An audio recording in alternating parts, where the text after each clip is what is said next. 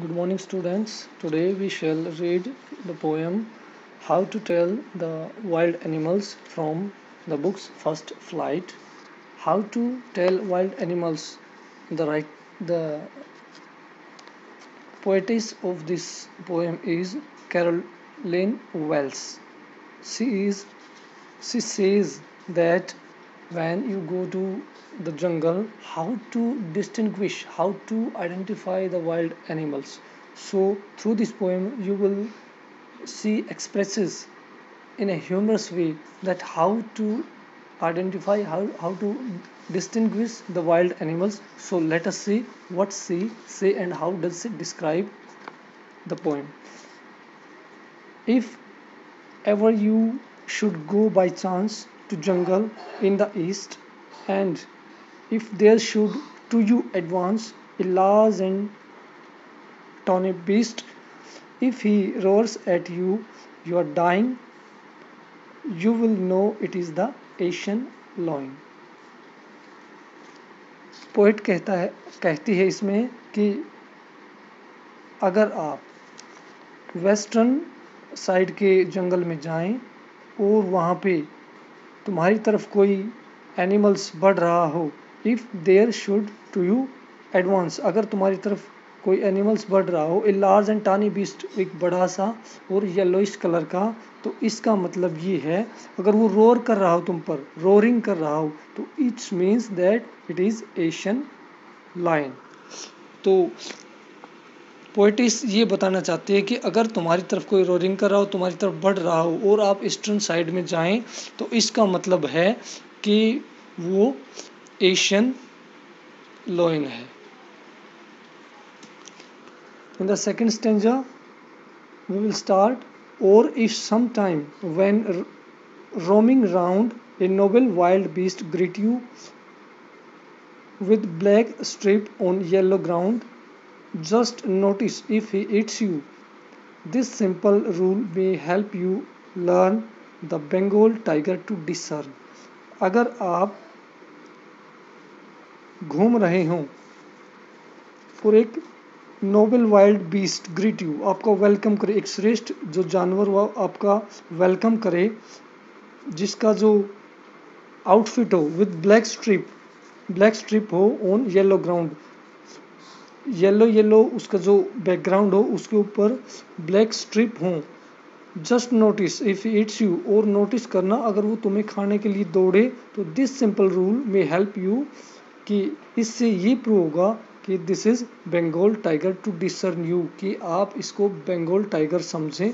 अगर आप घूमने निकले और एक येलो ग्राउंड जिसकी बॉडी हो और उसके ऊपर ब्लैक स्ट्रिप्स हों और वो आपको खाने के लिए दौड़े, तो इसका मतलब है कि वो बंगाल टाइगर है। So in the third stanza, if strolling forth a beast you view, whose hide with spots is peppered, as soon as he has leapt on you, you will know it is a leopard. It will do no good to roar with pain. He will only lap and lap again. अगर आप घूमने जाएं और आपको एक जानवर दिखाई दे जिसकी चमड़ी, जिसकी जो हाइड यानी स्किन के ऊपर बहुत सारे स्पॉट हों, पैम्पर्ड हो, स्पॉटेड हो, और as soon as he leapt on you, और आप पे छलांग लगा दे, you will know it's leopard, फिर आपको पता चलेगा कि लेपर्ड है। It will do no good to roar with pain, और इसके जो प्रे है, इसका जो विक्टिम है, इसको इस तरह जकड़ लेता है अगर वो रोरिंग करता है, यानी कि विक्टिम रोता है, दर्द से चिल्लाता है, चीखता है, तो भी कोई फ़ायदा नहीं। ही विल ओनली लेप, वो उसके ऊपर छलांग लगाता रहेगा, बार बार उसके ऊपर अटैक करता रहेगा। The fourth stanza, if when you are walking round your yard you meet a creature there who hugs you very very hard, be sure it's a bear. If you have any doubts, I guess he will give you just one more cares. अगर आप yard पर घूमने निकले और वहाँ आपको एक जंगली जानवर मिले यू मिट्स ए क्रिएचर देर, वहाँ मिले, वो hugs you very very hard, जो आपको टाइटली हग करे, इम्प्रेस करे, गले लगाए। If you have any doubts, अगर आपको कोई डाउट है तो ये आई गेस मेरे इस अंदाजे से जो पोइट कहती है कि बी श्योर ये बेयर है, ये एक भालू होगा। तो इसमें कोई डाउट की गुंजाइश नहीं कि ये केयर्स, और ये एक बार फिर से केयर्स करेगा, ये फिर से तुम्हें अफेक्शनेटली वो टाइटली हग करेगा, और हग ऐसा होगा कि इंसान को वो जान से मार देता है।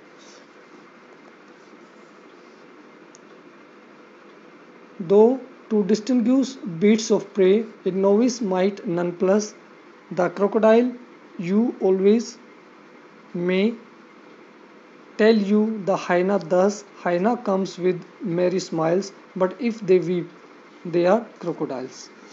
अब नेक्स्ट स्टेंजा में पोइटिस कहती है कि do to distinguish beast of prey, कि जो शिकार करने वाले जानवर होते हैं, इनमें एक novice might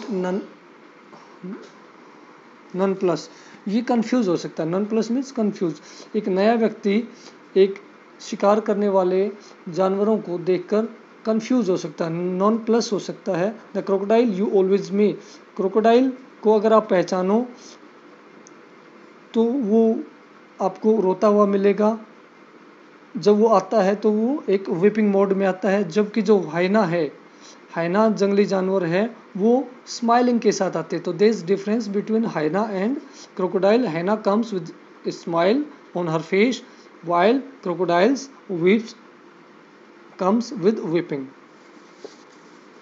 In the last stanza, the true chameleon is small, a lizard short of things.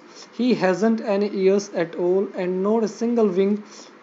If there's nothing on the tree, it's chameleon you see. Chameleon lizard जैसा होता है, छोटा होता है आकार में, लेकिन इसकी ईयर्स नहीं होती, विंग्स नहीं होती। लेकिन अगर पेड़ के ऊपर आप अगर किसी जानवर को देखें, अगर कोई पेड़ पे ना हो, खाली सिंगल वही हो, तो इसका मतलब ये है कि कैमिलियन वहाँ पे होगा। तो पोएटिस इस पोएम के माध्यम से ये मैसेज देना चाहते कि सजेस्ट करना चाहते कि in a lighter and humorous vein that wild animals are very dangerous and one should exercise extreme caution when one is near them. One should keep safe distance from them. And now we move to the poetic devices. Poetic devices में सबसे पहले हम बताएंगे कि rhyming scheme इसमें है सभी stanzas में A B सभी स्टेंजा इसी राइमिंग स्कीम के अकॉर्डिंग सेट किए गए हैं। उसके बाद फिगर ऑफ स्पीच की जो बात करें तो यहाँ पे एलिट्रेशन यूज किया गया है। इन द सेकंड स्टेंजा देखिए, रोमिंग राउंड, आर यहाँ पे रोमिंग और राउंड का आर यहाँ पे, इसका मतलब यहाँ पे एलिट्रेशन है। इसके बाद जो पोएटिक डिवाइस आती है वो आती है पोएटिक लाइसेंस में क्या करता है पोएट कि ये यहाँ पे stanza number 3, he will only lap and lap again. तो यहाँ पे ये एक्चुअल में वर्ड जो LEAP लीप होता है, जो कि इन्होंने LEP कर दिया, जो कि रॉन्ग होता है, लेकिन पोएट ने उसको एक राइमिंग बनाने के लिए, एक इम्प्रेसिव बनाने के लिए इस लैप एंड लैप वर्ड को इस्तेमाल किया है। और इसके बाद जो पोएटिक डिवाइस है वो है रिपीटेशन फिगर ऑफ स्पीच। यहाँ पे lap and lap again and again, यानी कि इसका यूज़ किया गया है ट्वाइस, तो इसका मतलब ये यहाँ पे रिपीटेशन फिगर ऑफ स्पीच का यूज़ किया गया है। I hope you have enjoyed well and you have understood this poem very well, so have a great day.